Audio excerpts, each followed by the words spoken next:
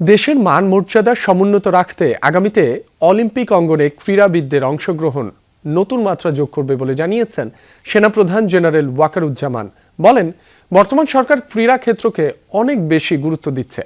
সকালে রাজধানীর বনানীতে আর্মি স্টেডিয়ামে বাংলাদেশ অলিম্পিক অ্যাসোসিয়েশন আয়োজিত অলিম্পিক ডে 2026 অনুষ্ঠানে এসব কথা জানান সেনাপ্রধান।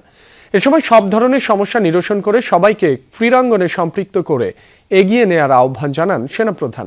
বলেন, মাদক থেকে রক্ষায় নিজেদেরকে ক্রীড়াঙ্গনে সম্পৃক্ত করতে হবে।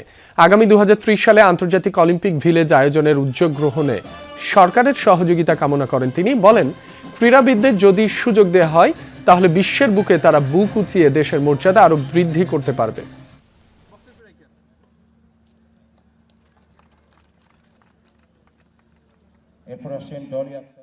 ড্রাগ থেকে শুরু করে যেটা আমাদের যুব সমাজকে ধ্বংস করে দিচ্ছে, আমি বিশ্বাস করি আমরা যদি ক্রীড়াঙ্গনে ক্রীড়াতে বেশি বেশি নিজেদেরকে নিয়োজিত রাখতে পারি, নিজেদেরকে ইনভলভ করতে পারি, তাহলে এগুলো থেকে ইনশাআল্লাহ আমরা মুক্ত হতে পারবো।